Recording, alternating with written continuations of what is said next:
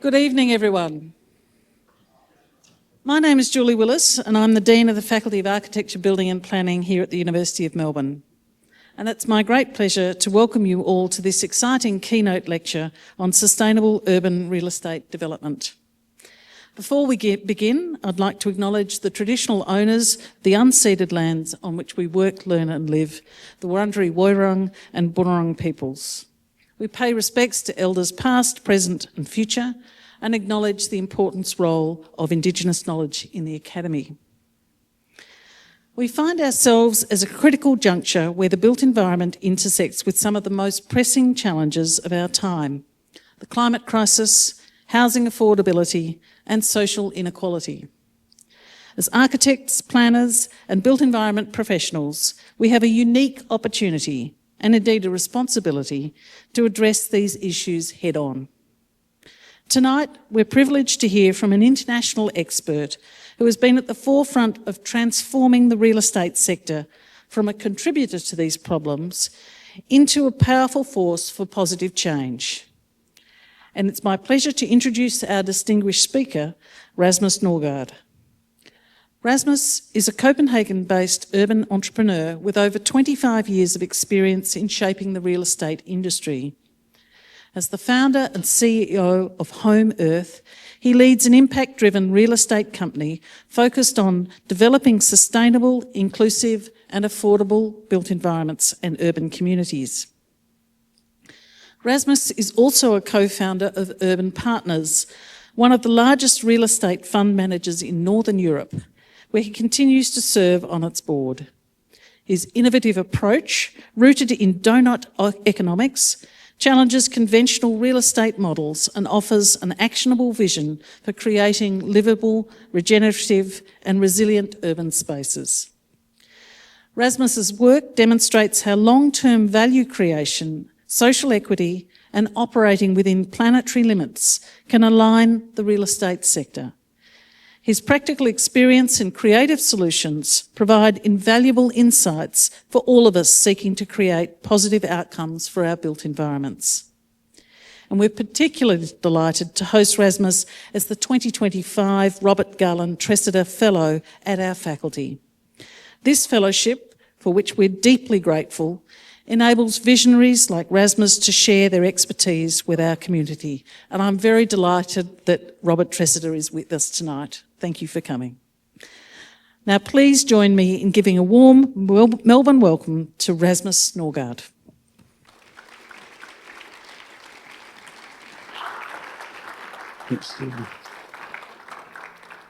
Thank you, Julie. This is the first development we've done in Home.Earth. It's a residential project. It has 158 apartments, a total of 13,000 square meters. And I'll talk about that quite a bit in the presentation we go through. Julie already gave my background, but maybe just briefly say that I come from business. I studied economics and finance. I've been in business my entire career, got into real estate 25 years ago, but it's more to say that has been my starting point for the journey that I've been on, and will take you on the journey that we're on with Home.Earth. I think there are, in my perspective, three overarching motivations for Home.Earth, both the climate and biodiversity crisis, the housing crisis, but also the fact that our cities are growing very strongly and we need to kind of understand that we need scalable solutions to be able to solve the other two challenges. If we can come up with examples for how we can develop sustainably or affordably, but we can't scale it, then we won't get there. Cities will grow dramatically. In a place like Europe, we actually have a falling population, but we have strongly growing cities. So this is a case everywhere, pretty much. When I went to Home.Earth in Urban Partners, I worked a lot with sustainability. So initially, the motivation for Home.Earth was actually very much the affordability angle, but came to the conclusion that you say we need holistic solutions. If we solve one but not the other, we are not really come to a good place. So Home.Earth is an attempt to to create scalable solutions for both affordable and sustainable housing. Just double-clicking a little bit on the challenges. These are the planetary boundaries. They are done by Stockholm Resilience Center. You can see how they've evolved. We're breaking 7 out of 9 now. And we need to take that in. People struggle often to a little bit relate to the planetary boundaries. The planet is vast. I often like to show this picture. I think all of us can connect to the fact that if we only had this piece of land, then there's a limit to how many people, animal, buildings, cars, etc. you can put into such a piece of land if we're going to live on that land and be self-sufficient. And I think we need to realize that even at a planetary level, we're now hitting the boundaries, and we'll get back to that. It's also a social housing crisis pretty much everywhere. I just had a chat before this talk, and somebody said, in particular in Melbourne, and I think that's wrong. It's everywhere. Melbourne were just elected the 4th most livable city in the world by The Economist. So there are probably places that are a lot worse off than Melbourne. Copenhagen was voted the most livable city in the same survey, and I can say it's also a big issue when it comes to Copenhagen. Politically, it has moved center stage. I think the new mayor in New York is a good case in point on what people care about. And the blurb on the right is from the State of the Union speech that the EU President von der Leyen gave in September. And if you look at the kind of wording that's in that blurb, that's quite unique that comes from an EU president. We've never had kind of that being talked about in the same way as it is now. So, and you say being here, I also very much sense that it's a major topic for Melbourne. So something is not working, and we need to realize that something is not working. If we continue doing as we've always done, you say we're not going to get there. I always like this framework to think about how we move forward. It's called the 3 Horizon Framework, and it effectively shows that you say Horizon 1, business as usual, is somehow no longer fit for purpose. And we are then looking for innovation that can take us through towards a viable future, and eventually we'll get there. A viable future will still have elements of Horizon 1, but I think you say where we are right now, we need to look for new solutions. We need to think about how we can do things differently in terms of arriving at the outcomes that we are hoping for. So Home.Earth is the journey I'll take you on. Just briefly to make it very basic, Home.Earth is a real estate company. We are both a developer and an operator, so we develop properties to own and operate them long term. We have a focus on housing. We have a focus on major metropolitan areas. We were just capitalized 2 years ago, so today we're still only in Copenhagen, but we'll eventually move to other European urban areas. We have a kind of triple bottom line mindset and have anchored that also with our investors, but it doesn't mean that we're not hoping to deliver strong returns. You could say we can't scale this unless we can also attract capital at scale. So you could say we are hoping, we believe that we've come up with a model where we can do all 3 of the things at the same time. And you say that affects also how we've set up the business. We'll get back to that. It also means that we are focusing a lot of innovation. I think real estate is an industry where there's a ton of potential for innovation and way too little innovation happening. Have structured the presentation into 4 sections. First, business design, maybe not what you had expected to hear in this place, but for me, that's a very fundamental piece of actually enabling some of the things that we would like to see happening. Then I'll talk a little bit about what we call industrialization of design and construction, and for all the architects that are here, you can be calmed down by the fact that this means better design, better architecture in my mind, not worse.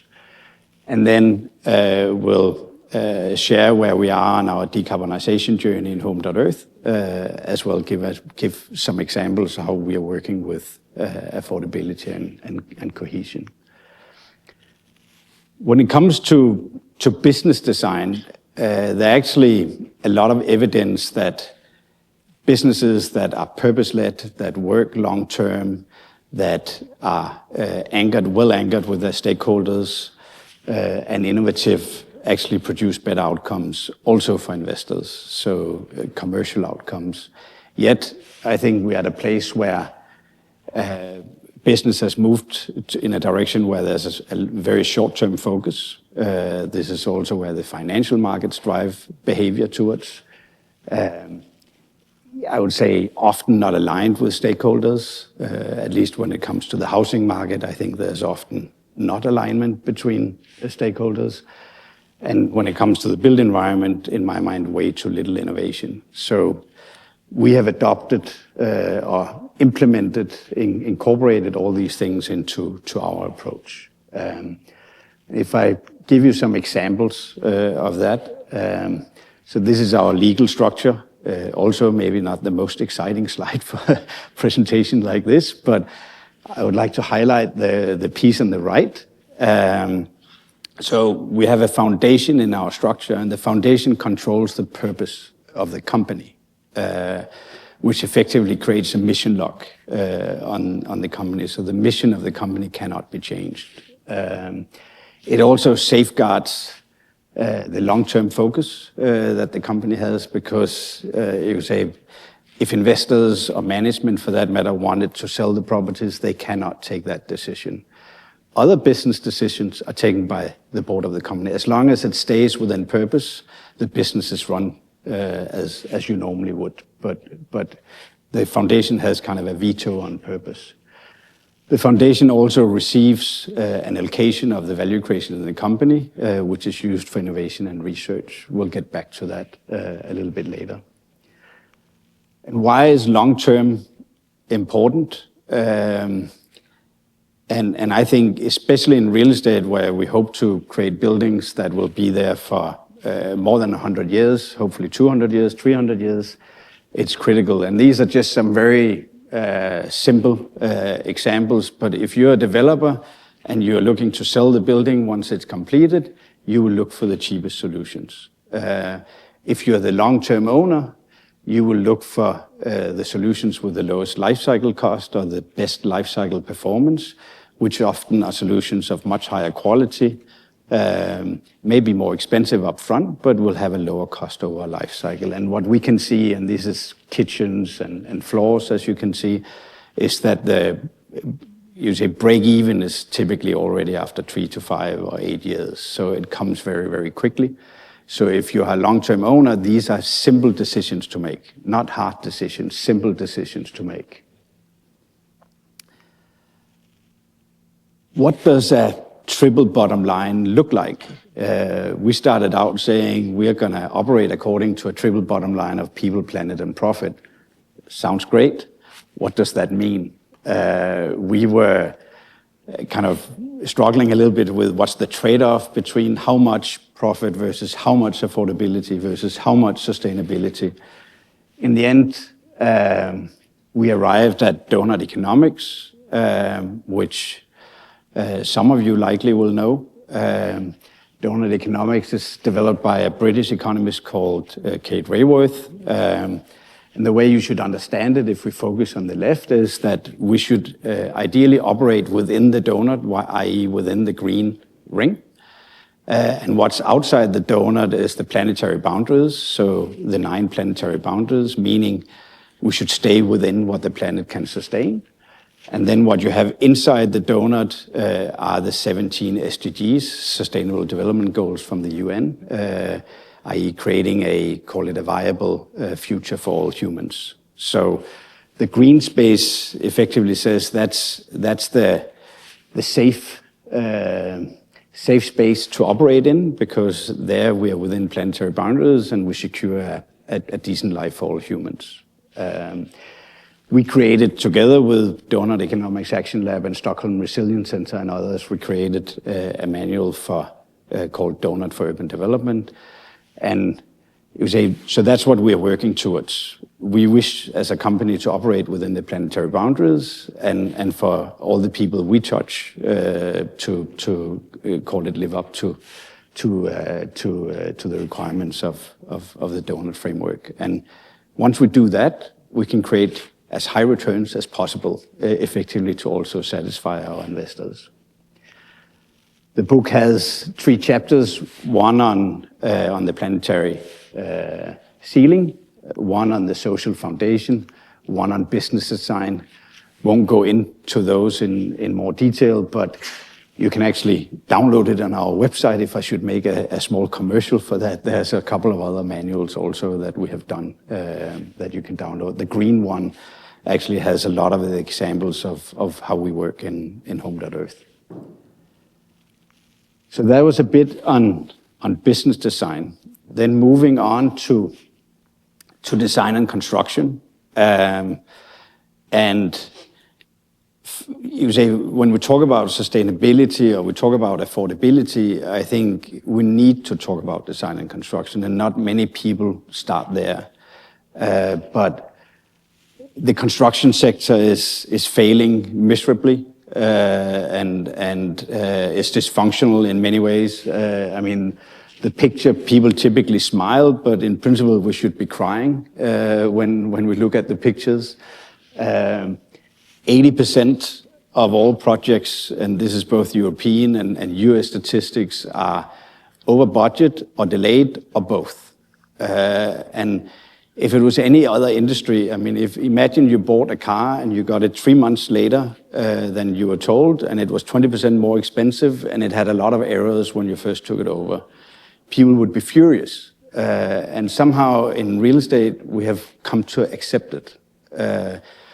And we're just used to big cost overruns. It's also an industry where there's almost no money spent on R&D or innovation. It's a bit less than 1%. All other industries combined spend roughly 5% of turnover.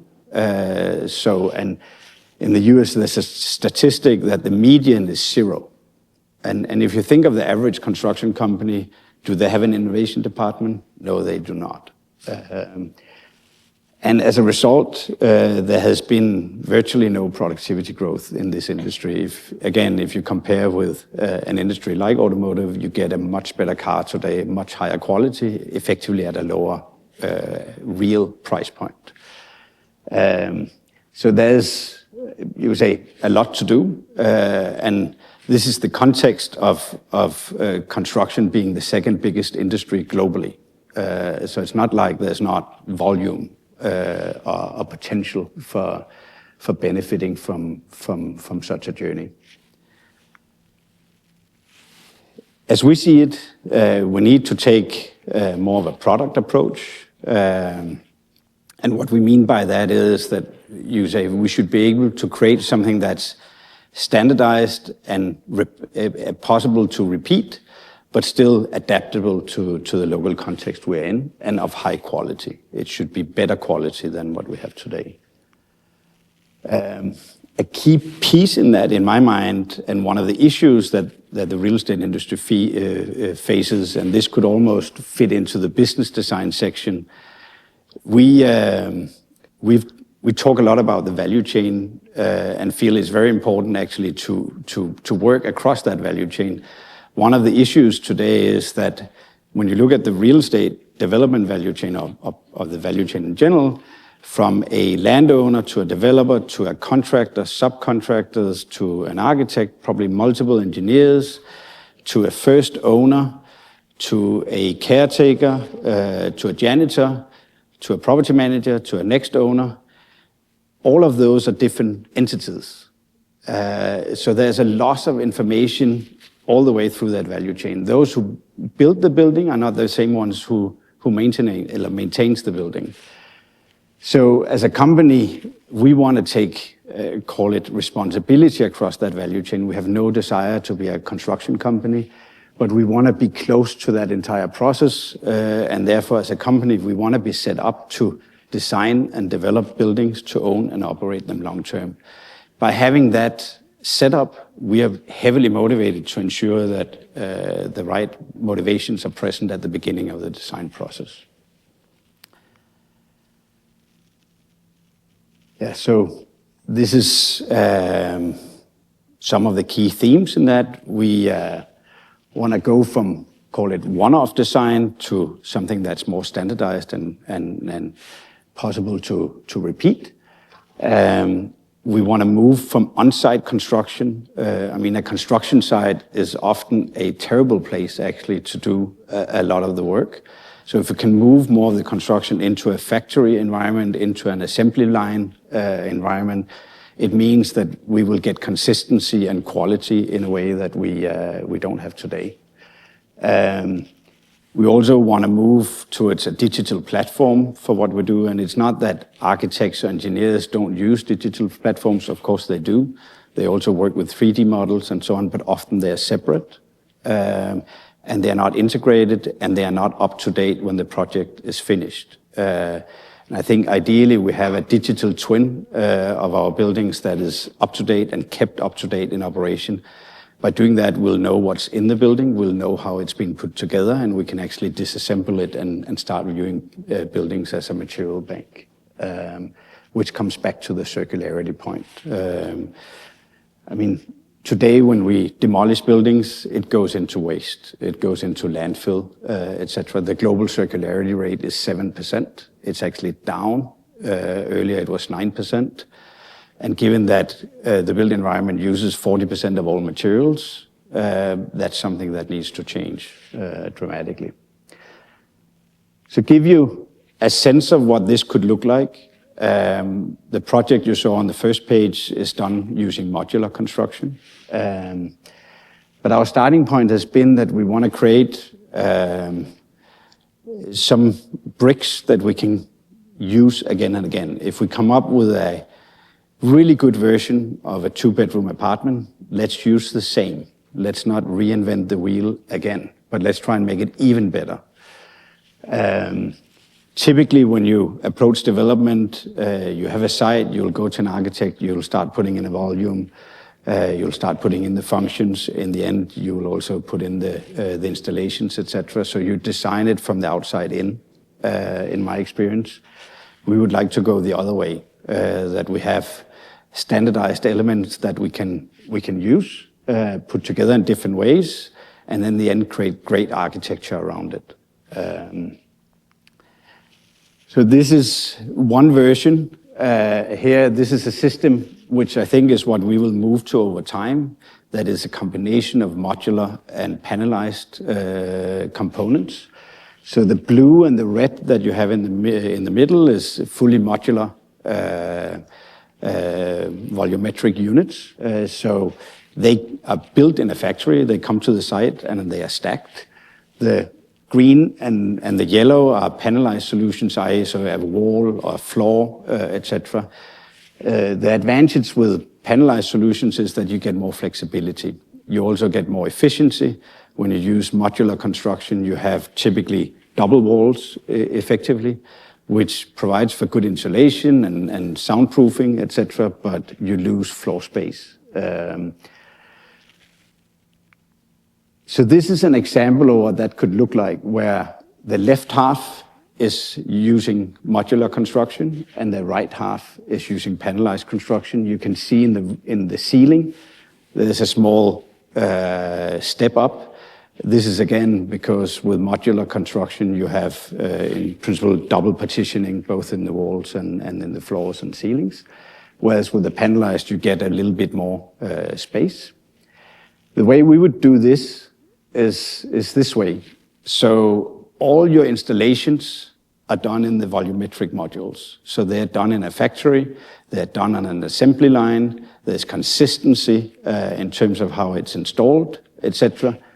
And then for the panelized part, you want as little to happen on the site as possible, so you have as few installations in the panelized part as possible. Here you see a few pipes for radiators, You will, of course, have your electrical installations as well, but in principle, as few installations in the panelized part, which will allow you to get a lot more flexibility in terms of your layouts, etc. And this is what this shows. So what you'll see on the right-hand side is that the middle part doesn't change. So your installations are the same, regardless of what the left-hand side looks like. I can't say that this is great architecture that are on this example, but it just goes to show that if we start moving in this direction, we can standardize some of the parts of the building that people don't care about. I don't think people care about what a ventilation shaft looks like or how your plumbing is taken through a building. And I think there's no reason that we reinvent that wheel every time.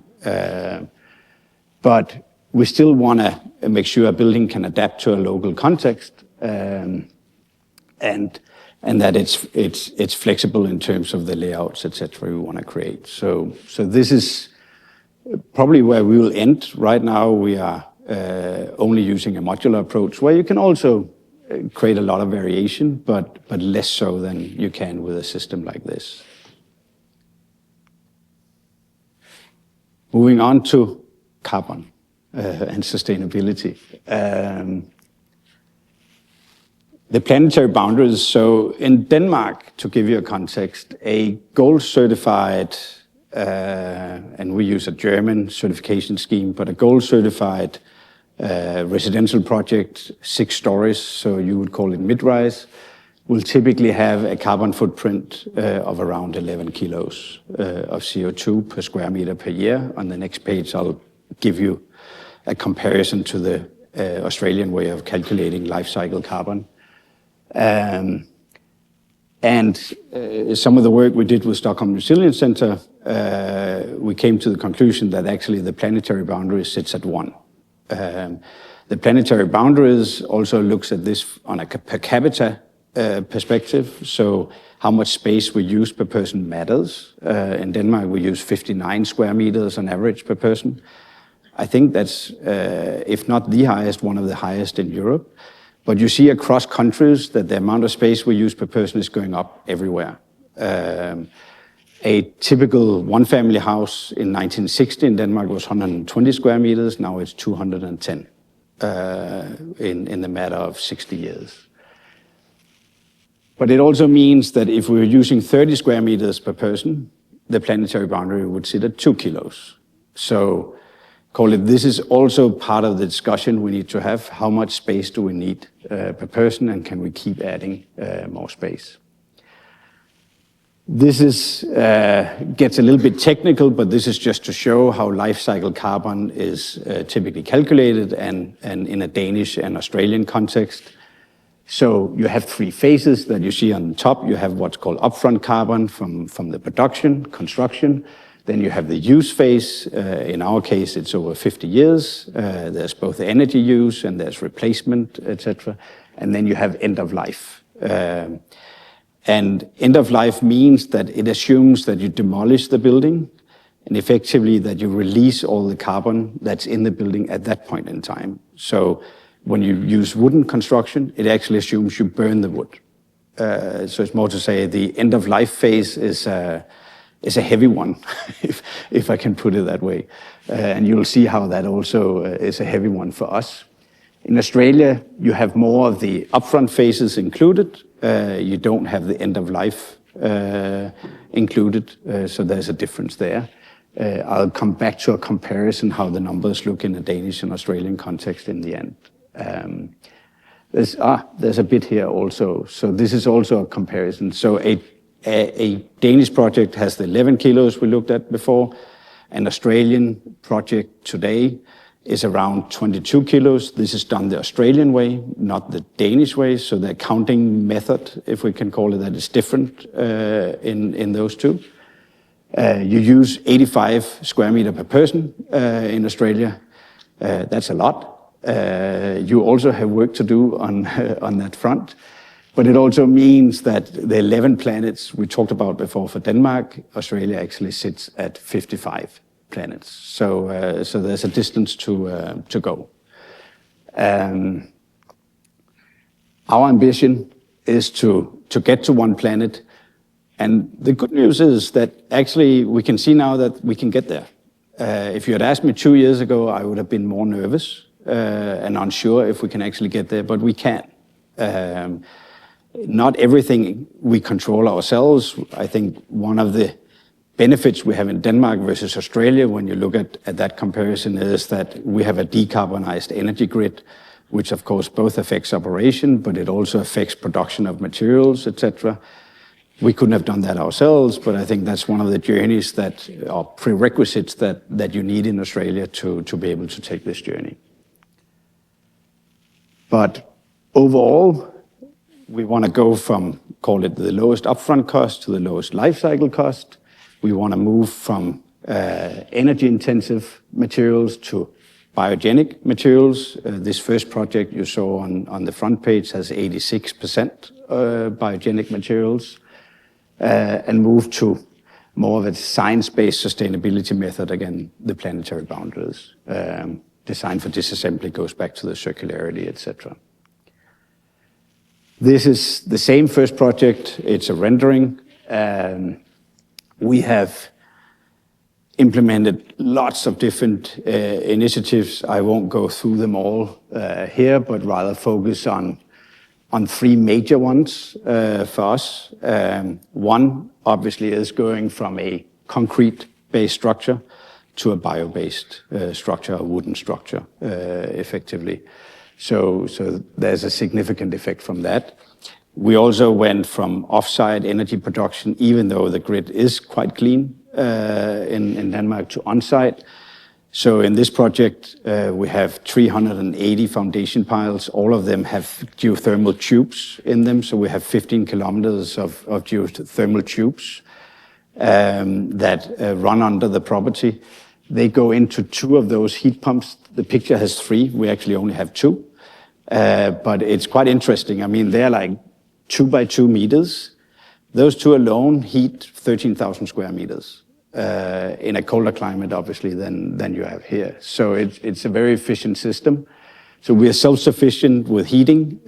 We can also draw cooling out for some of the commercial units we have in the summer. So we're self-sufficient with cooling and heating. We have solar panels and are roughly 50% self-sufficient with electricity. Finally, the last point is around design. I think in our experience, there's a tendency also from regulators to require more and more, call it, safer and safer limits, whether it's on,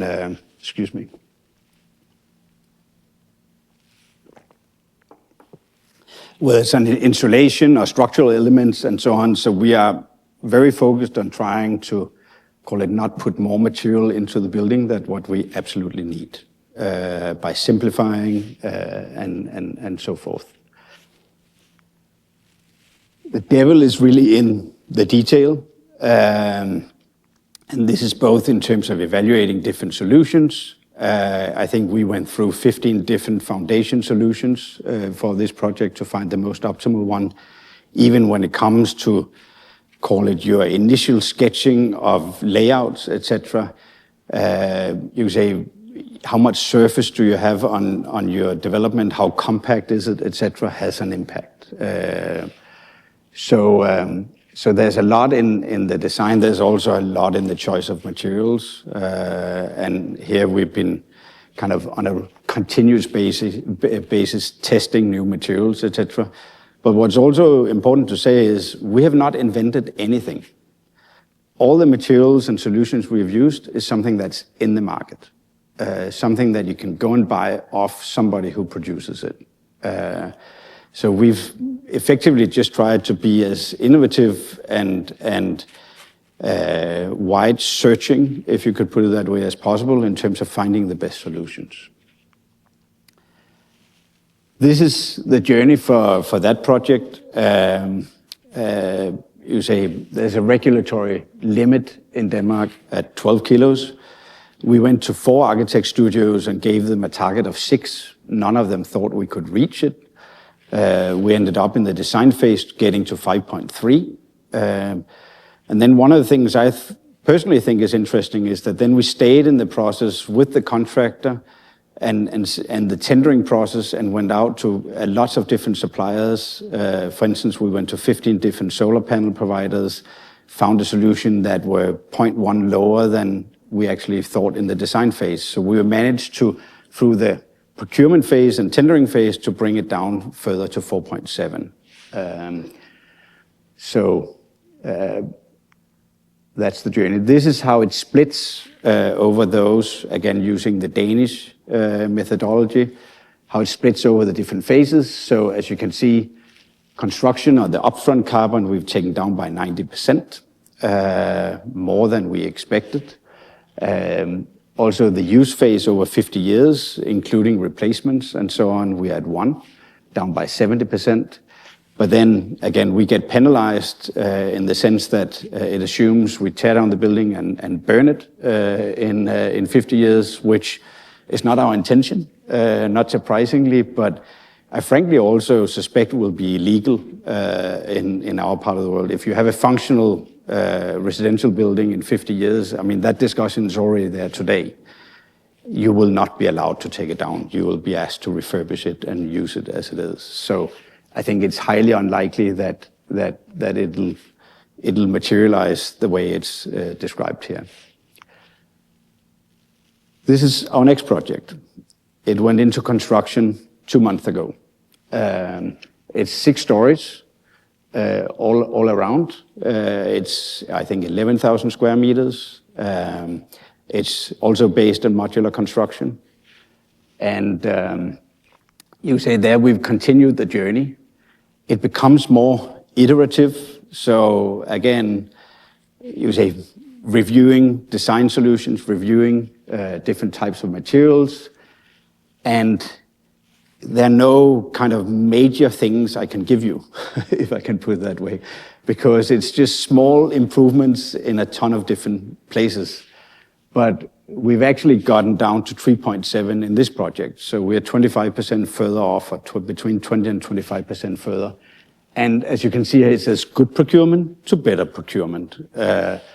Efficient solutions to highly efficient solutions. So it's simply just, again, being in the detail, iterating. In the middle, we have an example where we get bathroom pots, i.e. so a pre-manufactured bathroom that's also used in traditional construction. But in the first project, we use conventional steel. In this project, we use low carbon steel. The saving is 0.1. But again, moving from 4.7 to 3.7, that's not insignificant.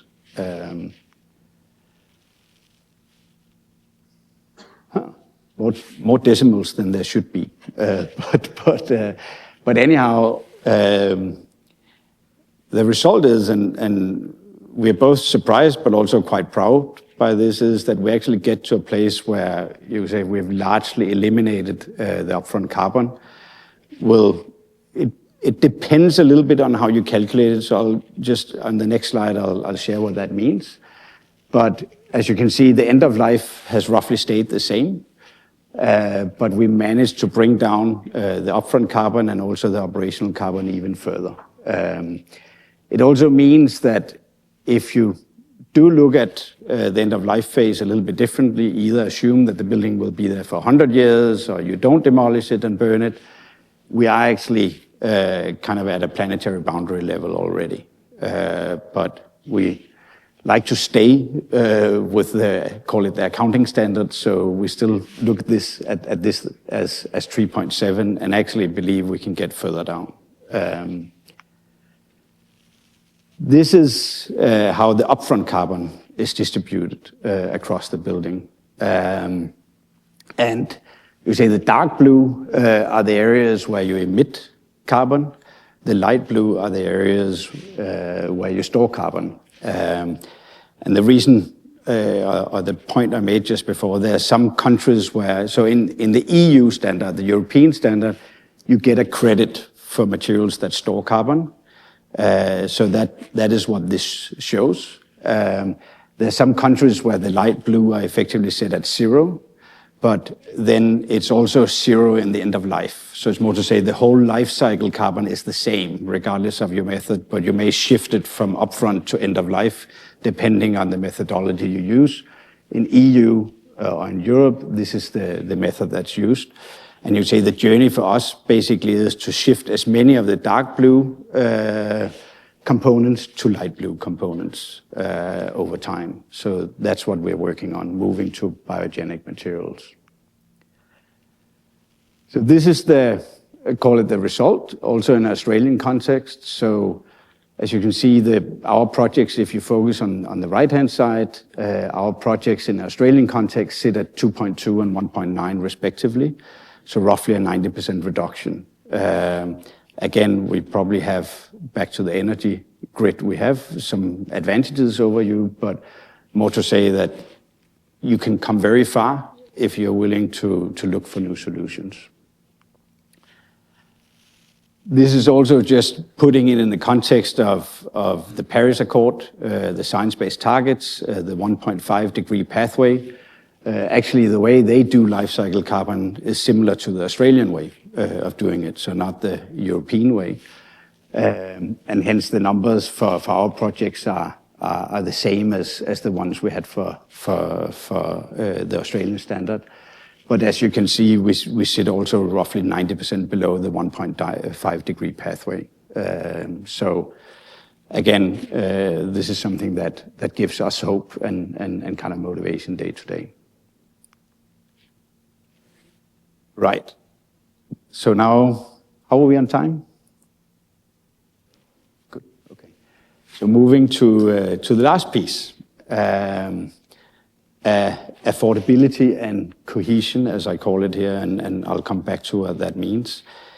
I think the nice thing about the planetary boundaries is that there's actually, you can put 2 lines under it, kind of, you can calculate it.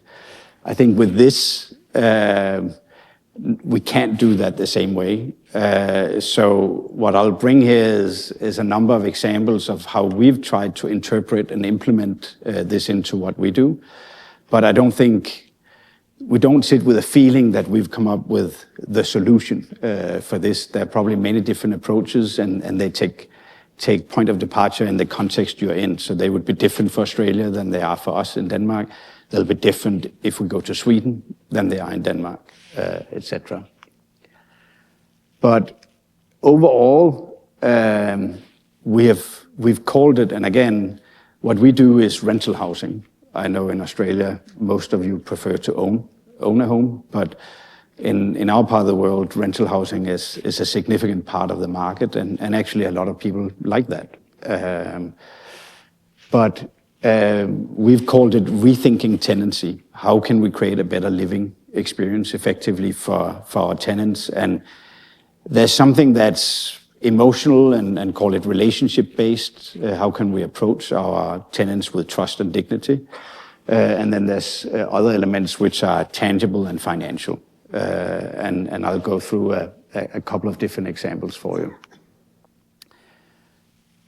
You say our initiatives are the way we've thought about our product from a resident perspective has evolved around 4 themes. One is the built product. Can we create a quality product that has, you say, good layouts and durable materials, etc. Then there's something around how we price it, and can we build alignment with our tenants? Can we build alignment between tenants and investors in a different way than we see today? There's something around community, or there's a lot around community. It both goes in terms of enhancing the experience of living in a community, but it also goes to sharing solutions, having shared spaces, etc.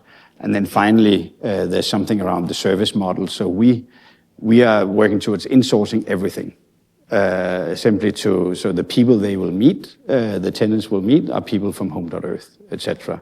We will have people on site. So in this first project you saw on the first page, there's a janitor's office where the janitor is there a couple of times a week in the afternoon, etc. But rather not calling an outsourced call center, but being present. So the first example I'll talk a little bit about, and this is a horrible presentation slide. So if you focus on the top part, I would say this is more to put it into context. In Denmark, you say the housing market is what I would call market-based. There is social housing, but it's a non-profit. It's regulated. We can't operate it in it. So the market we can operate in a Danish context is market-based. There we've implemented a model now of sharing 30% of the operating profit at the property level with our tenants. And I'll detail that a little bit further, what that looks like. So trying to create alignment by incentivizing, or effectively you could call it a loyalty program with our tenants. Then you have more regulated markets, and for instance, both Germany, UK, Netherlands will sit in those. There you as a private actor will need to also develop social or affordable housing. Netherlands have 3 segments, the UK and Germany to a large extent have 2. But it means that you will develop both market-based housing and you will develop social or affordable housing, and they will typically be regulated in the sense that there's a limit to how high a rent you can charge. And I think what happens in those markets is more the case that when a developer develops social housing, they'll put it down in, I call it the dark corner of the plot, if that makes sense, and the premium apartment have the best part. We won't be able to share profit in those markets simply because rents are already low. But what we can do is create mixed communities. So we mix it all together effectively, and that's the approach we will take. In the case of Denmark, we share 30% of the property net operating income. It's paid out as a rental discount in the following year. That was the only way we could make it tax-free for the tenants, but it also has the benefit of, again, ensuring a level of loyalty, a motivation for the tenants to stay, take good care of the properties. And what we were hoping for was to create a model where actually tenants and investors both can see the point of this and have common interests. This part is a reduction roughly of 8% in their rent, so it corresponds roughly to a month rent. So it's not that it'll save the world, but it'll be real money. Overall, it translates into call it the diagram you have on the right. So financial structures like private equity funds, typically 80% of the return will go to investors, 20% will go to the manager, the company that operates the fund.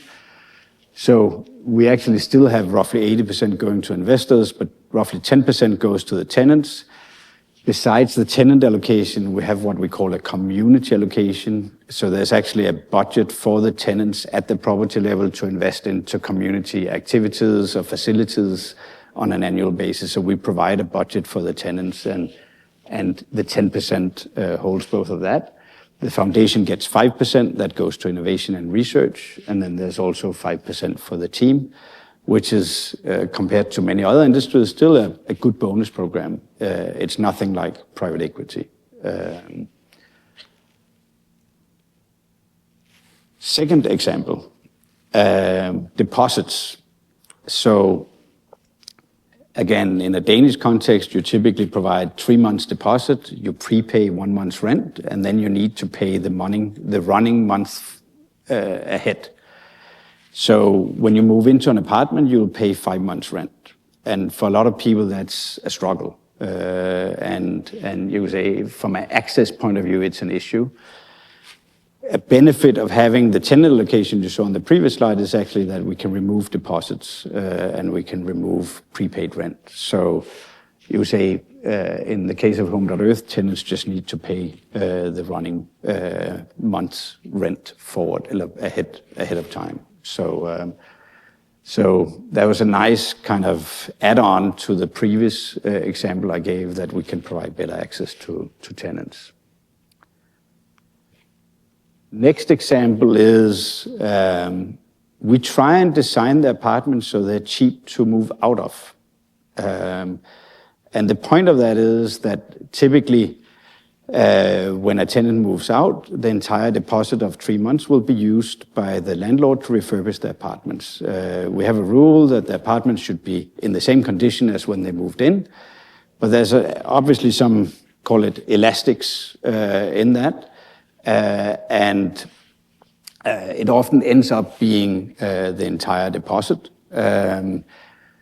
And we think there's a lot of things you can do to actually make that cheaper. So if I take just the left-hand side example, it's floor panels or floor skirtings. They're typically painted white. It's where you move your vacuum cleaner up against. They always need to be painted, and they do need to be painted when a tenant moves out. On an average-sized apartment, that'll cost, let's say, 1,000 Australian dollars every time a tenant moves out. The additional cost of putting in solid oak panels is 300 Australian dollars for an average apartment. So we've done that. They don't need to be painted, meaning an upfront investment of $300, and the tenants feel it looks more exclusive. So there's also a quality element to it, but it saves every tenant $1,000 when they move out. And in the same way, we think there are lots of different things you can do to actually make apartments cheap to vacate. So in trying to create trust with the tenants, that's something that we try and focus on. Again, comes back to, if you are short-term, it doesn't really make sense. You'll choose the cheapest solutions. If you're long-term and the operator, you want that relationship to be good. So it comes back to the business design. Fourth example is a little bit on community. So in this development, which is the same as on the first page, there are, out of the 13,000 square meters, roughly 400 square meters of communal spaces. And as one example, there are 3 guest rooms that are super cheap for the tenants to rent if they have family or friends visiting. And that's also a way of creating affordability. If you don't need a guest room for when you have people visiting, but you can, at a very low rate, rent a guest room for the people visiting you, then that's another way of creating affordability. We also have spaces for the people, for the community to meet and gather, etc. Fifth and last example is, so we're working right now with the Copenhagen municipality. This is one of our next developments to try and create housing for vulnerable youth. They can only pay around 25% of the market price. And we have restrictions in terms of zoning on how many small apartments we can make and what the size of them can be. So we now agreed with the municipality of Copenhagen that we will carve out a piece of that building on the right-hand side, create roughly 20 studios that fall outside the normal zoning limits. And out of those 20% of those will then be allocated to vulnerable youth at roughly 25% of the market rent. And for us, it's roughly break even. We get a higher rent per square meter on the other 80%. So altogether, we get roughly the same rent, but it's a way of trying to accommodate a group that is being marginalized on the housing market, but without actually costing us anything. Last slide. So is it working? Who are living with us? And again, this is the development you saw in the first picture. These are the tenants that have moved in with us. 40% of them are essential workers. And we can also see we ask for the financials of all our tenants simply because we want to understand if it's sustainable for them to live there. And should note that given the welfare system we have in our part of the world with free education, free healthcare, etc., housing burdens are typically higher than what you will find in probably in Australia. So 40% is typically a healthy housing burden. Some of these are quite high, but on a case-by-case basis, We accept also tenants with a higher housing burden, but we believe it's sustainable for them to stay there. But at least we can say with confidence that we are making a difference for most of these people in terms of the call it the opportunities otherwise in the market. That was it.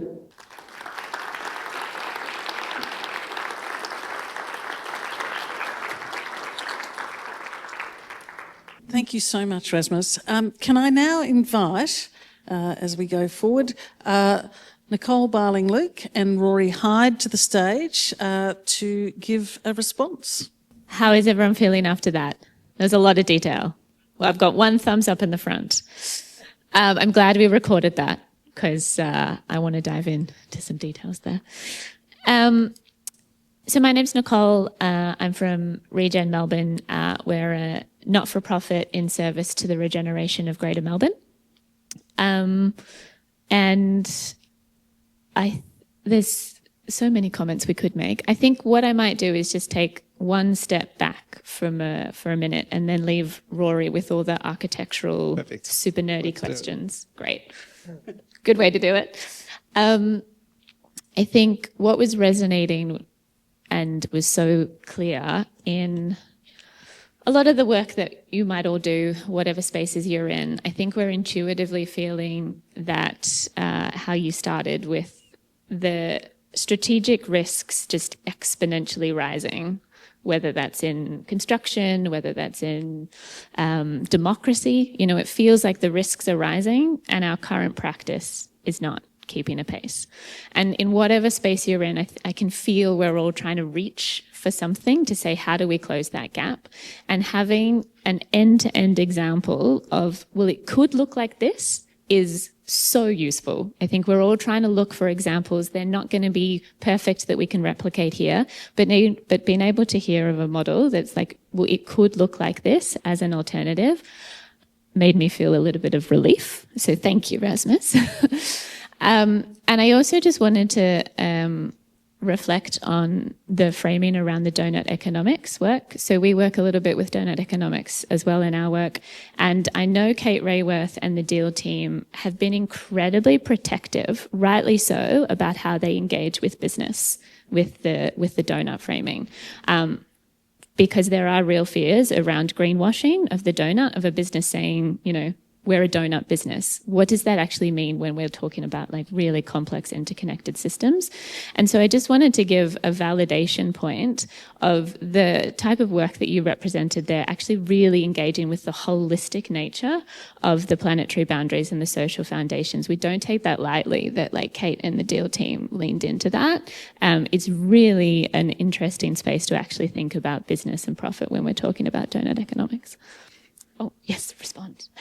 No, I can also just add that we were a little bit, when we started working with Deal, which is Doughnut Economics Action Lab, we were a little bit puzzled because they didn't lean in fully and they understood what we wanted to do on call it the planetary ceiling and the social foundation.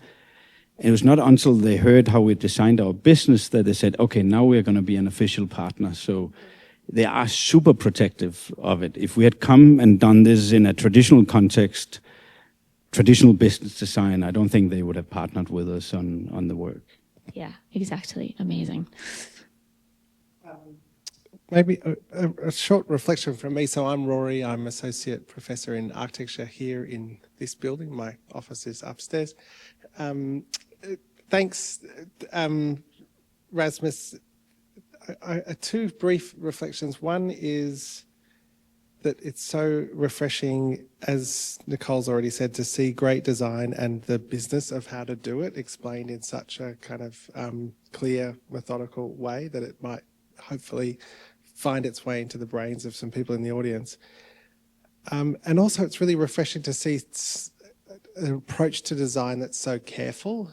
I mean, I really appreciated how it's tightly integrated and considered all of those design decisions. I mean, even the way you pointed out that's like tiny bulkhead, which maybe annoys your very particular brain, but like that's the reality when you're mixing different construction systems together. and how to overcome and follow through all of those details. So, compared to the construction industry here, where it's sort of like, I mean, they would have just filled that with that expanding foam, I think, and tried to make it flat and just like worry about it later. So the attention to detail of putting these things together and being able to trace all of those impacts through, I think was very like satisfying from a perspective of like just taking care with what you're putting together is really amazing. Maybe you can reflect on the type of obsessiveness it requires to follow something through like that all the way. Yeah, I think it's true. There is a kind of obsession, but it also, again, I like to bring it back to the business design of being both a developer and a long-term owner. You say we realized, to give a very simple example. So in the first development, again, the one you saw in the picture, there were some of the places where we have wooden beams on the outside and some of the, call it walkways. Very quickly, birds started laying their nest there and they started shitting on the walkway and so on. So very quickly we took that and changed it in the next project that's now in construction. So there's a ton of details, but I think if you have that long-term perspective on it, then you want to fix those details.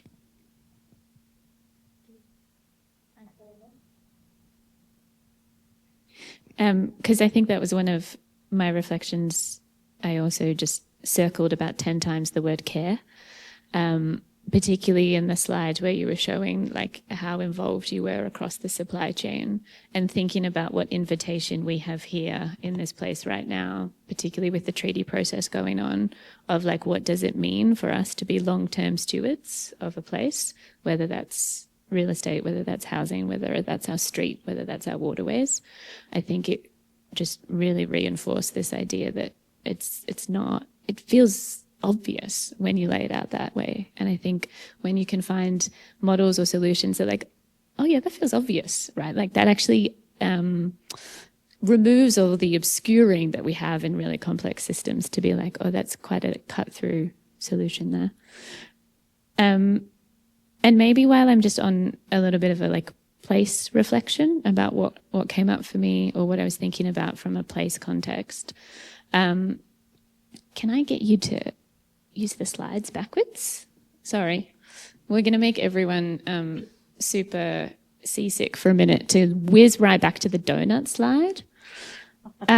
Sorry. Look away. I think just because, we were kind of, the obvious question, of course, is how does any of this land in an Australian context? And I'm not close enough to the real estate space to really respond to that. So again, Rory, you're up. But I wanted to reflect on what feels like potential here that we can, when thinking about a model like this, kind of think about in our own contexts. So as I mentioned, we've kind of been thinking through Doughnut Economics in a greater Melbourne context, so the metropolitan scale. And unsurprisingly, the shape of the donut in Greater Melbourne looks very similar to this. Where our overshoots are as a developed city is not surprising. And also we do have a lot of shortfalls in space in there. And there's three differences to the shape that I wanted to name because I think they're instructive to think about how we could apply something like this here in our own way. The first difference in the shape is that we added arts and culture into the social foundations. And that was to include a direct recognition of the design culture of Greater Melbourne or Melbourne, in that there is such creativity and connection to arts and culture. And that was like, that had to be added in this year-long research process we were doing about what does it look like for Greater Melbourne. Arts and culture had to be a social foundation, and that includes design. The other shape that we added, which you kind of were alluding to at the end there, is what we call a hug. So an interconnection between the social foundations and the planetary boundaries. they're connected systems. So as we're hopefully reducing the shortfall from the planetary boundaries, we're also increasing our social foundations, and they have to be in relationship with each other. So we added a little dynamic loop to think about when can we be in service of both of those at the same time. And I think that was in part a recognition again to some of the conversations we've been having with our traditional owners of to be in service to country is both to our planetary boundaries and our social foundations. They're interconnected. And I just think that's a really cool invitation for us to think about how a model like that might translate into a place like this. Maybe just to build on that, I mean, I'm really interested in the donut, but also perhaps recognize its limitations. I mean, it's a model for thinking. It's not a regulation, is it? I mean, nobody's obliged to stick within any of these boundaries. And I presume that what you've presented today goes far beyond the Danish regulations in terms of the obligations to reduce carbon, to make a better product, to reach high quality outcomes. So, yeah, what motivates you to go that far? And what, I guess, role do you see in regulation in pushing others to get there? Or what are those sort of levers for change and the role of regulation here? So for us, I think the motivation came, I think, from ourselves, in the sense that once you start understanding this, I think it feels kind of hard to go back in some respects. But yeah, so for us, it came intrinsically and is very much there with the broader team, I think, and people are, again, back to the point about purpose-led businesses, actually, you say, often end up with better results. I also believe that to be the case. In terms of regulation, I think it definitely has a role to play. I mean, ideally, it's both a carrot and a stick, I think. But take an example like a digital twin.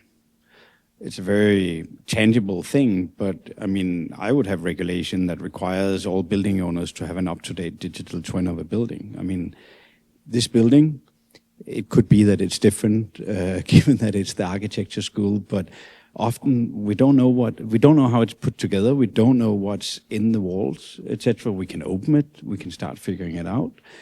But if we had an up-to-date digital twin that was also kept up-to-date during operation and maintenance and so on, we actually would know both how it was put together and how we would disassemble it. So it was just to give one example of regulation, I think, that would benefit in terms of the journey we need to be on. And in Denmark, we are way below where the requirements are, but actually the industry and some of the people here at the university have worked also with a reduction roadmap, which was came from Denmark, but that came from the industry. And actually the regulatory requirements have been lowered as a push from the industry. So it can go both ways. I think that works.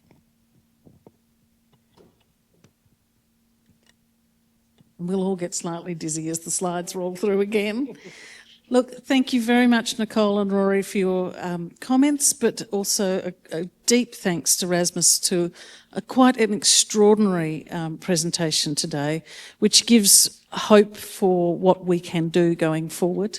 But crucially, a key involvement of business and industry in the solutions to this. It's not just a design problem. And you've made that really clear, and it's really fabulous to hear that the vision that you bring to this offers us all hope as to how we can approach this very knotty problem going forward. So thank you so much.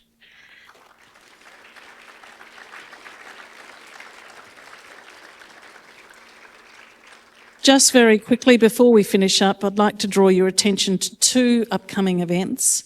From the 21st of November to the 5th of December, we're hosting one of Australia's largest design exhibitions, MSDX, and I encourage you all to explore hundreds of student projects that reimagine the future of our built environment through a vivid collection of installations, models, drawings and video works. It starts here in the basement and it goes all the way to the 4th floor through this building. Following that, from the 3rd to the 5th of December, we're proud to host the 2025 Architectural Science Association Conference. This event brings together researchers, practitioners, government representatives and industry leaders to discuss the latest research and critical challenges facing our built environment. Both events promise to be inspiring and thought-provoking, very much like tonight's lecture. I hope to see many of you there. So thank you and good night.